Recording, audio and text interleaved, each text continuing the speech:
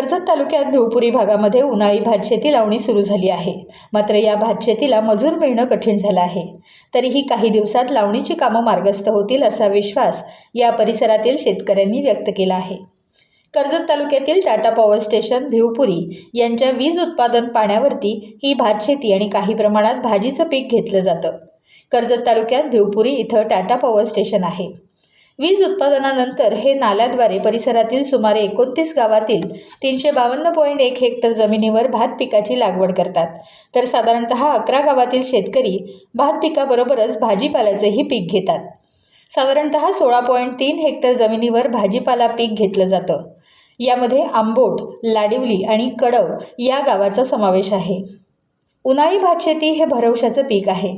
साधारण शेतकरी आधुनिक झाल्यानं इथं आता ट्रॅक्टरद्वारे भात लावणी करताना दिसत आहे।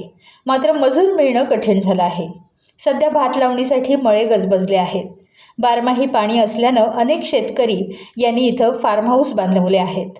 हा परिसर निसर्गरम्य असून पावसात इथं अनेक पर्यटक आकर्षित होतात। उन्हाळ्यात मुबलक पाणी मुंबई पुणे याच्या माथ्यावर हा परिसर असून मुंबई पुणे बरोबरच ठाणे, नवी मुंबई इथले पर्यटक आणि निसर्गप्रेमी मोठ्या प्रमाणात इथं येत असल्याने फार्म हाऊस नेहमी गजबजलेले असतात। अनेक मजूर फार्म हाऊसवर काम करतात, तर काही जण बांधकाम ठिकाणी जात आहेत, तर शेतकरी आपल्या कुटुंबातील सदस्य यांच्यासोबत शेती करतात।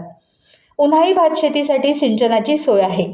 अधिक उत्पादन देणारी शेती असल्याने या भातशेतीवरती जास्त लक्ष दिलं जातं। भातशेती पिकासाठी योग्य वाण निवडलं जातं। या हंगामात कीड रोगांचा प्रादुर्भाव पावसाळ्याच्या तुलनेत कमी असतो, त्यामुळे उन्हाळ्यात हवामान सुकं असल्याने रोगांचा प्रादुर्भाव कमी होतो, त्यामुळे भात पीक चांगलं येतं, अशी माहिती तालुका कृषी अधिकारी दिनेश कोळी यांनी दिली। टाइम्स डिजिटलला लाईक करा, शेअर करा, सबस्क्राईब करा आणि बेल आयकॉन दाबायला विसरू नका। Times digital.